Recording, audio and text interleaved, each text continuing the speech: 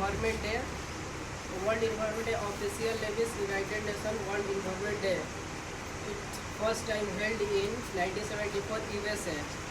The Environment Protect Act implement in India 1986 and presentation on agriculture सबके प्रति जो है एग्री और कल्चर सबसे मिल गई है। और इसका जो सबसे पहले खेती देखा गया था वो था मेसोपोटामिया में। और एग्रीकल्चर में हम लोग खेती करते हैं और खेती से जो अनाज प्राप्त है उसको खाते हैं, फाइबर उसको कपड़े में प्रयुक्त करते हैं।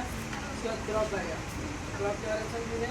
क्रॉप जो हम लोग खेत में लगाते हैं और उससे हमारे जो आय प्राप्त होता है और फिर उसे बेचते भी हैं और अपने खाने के लिए रखते हैं। और इसका जो वर्गीकरण है, क्लासिफिकेशन ऑफ क्रॉप 3 भागों में किया गया है, खरीफ, रबी और समर। खरीफ में आएगा, खरीफ जो स्टार्टिंग होता है इसका जो बुआई का समय होता है साउथ वेस्ट मानसून के स्टार्टिंग के समय, और हार्वेस्टिंग होता है और अक्टूबर में। और इसमें पढ़ेंगे पैडी के बारे में, पैडी का वर्टिकल और जैसा टाइवा का इसका जो उत्पत्ति स्थल है साउथ ईस्ट एशिया है। और इसका फैमिली जो है ग्रैमनी है। Chromosome number 2n=24। चाइना में जो है सबसे ज़्यादा उत्पादन होता है और इंडिया में सबसे ज़्यादा खेती होता है।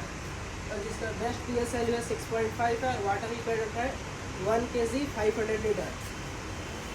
और जो बिहार में इसकी खेती है 33 लाख हेक्टेयर पर होती है। और दुनिया की लगभग 60% आबादी जो है धान का सेवन करती है। और इसका जो खेती है कश्मीर में 3000 मीटर ऊपर तक की जाती है। और इसकी जो गहराई है वो -3 सेंटीमीटर तक की जा सकती है। उसके बाद आता है रबी क्रॉप। रबी क्रॉप का जो बोइंग टाइम होता है नॉर्थ ईस्ट मानसून के समय नवंबर में होता है। और इसकी जो कटाई होती है फरवरी में होती है। इसमें आता है वीट, टी, सनफ्लावर। इसमें हम लोग पढ़ेंगे वीट के बारे में। वीट का वर्टिकल होता है टेटिकम सेटियम, तो ऑरिजिन प्लेस होता है साउथ वेस्ट एशिया होता है।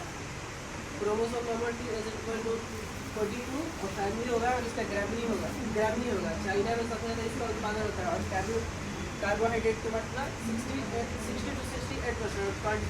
क्वालिटी ऑफ ग्लूटीन, उसमें प्रोटीन पाया जाता है और प्रोटीन की मात्रा 10 to 12% होती है। और इसको फसल का राजा भी कहा जाता है। टेम्परेचर जब तुरंत के समय 20 to 25 और जब वो वृद्धि करता है उस समय 40 to 50 डिग्री सेल्सियस। और इसका जो मेथड होता है बोइंग करने का वो 3 मेथड है। Broadcasting, seed drill, zero teenage drill. इसको फर्स्ट पढ़ेंगे ब्रॉडकास्टिंग। ब्रॉडकास्टिंग जो होता है हाथ से छिड़काव करके किया जाता है। और सेकेंड आता है सीड ड्रिल। सीड ड्रिल जो होता है इसमें कुछ कर रहे होते हैं, जिसमें खेत एक मशीन आता है उसमें फल लगा हुआ था और उसमें अलग अलग रॉ दिया होता है, धान और गेहूँ, और उसमें जो खाद डाला जाता है उसको लगाकर उसमें कर दिया जाता है। और ये अपने से खेत में इसमें रो डिस्टेंस जो होता है वो मेंटेन होता है। और उसके बाद जीरो टीनेज होता है। इसमें जो हर की जगह होता है उसकी जगह ब्लेड लगा होता है। इसमें खेत की जुताई की जरूरत नहीं पड़ती है। इसमें रो डिस्टेंस एकदम बराबर रहता है।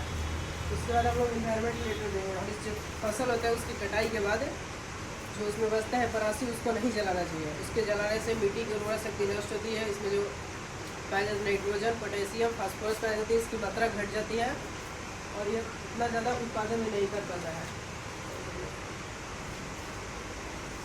और ये सोइल की न्यूट्रिएंट्स को भी खत्म कर देता है। Thank you.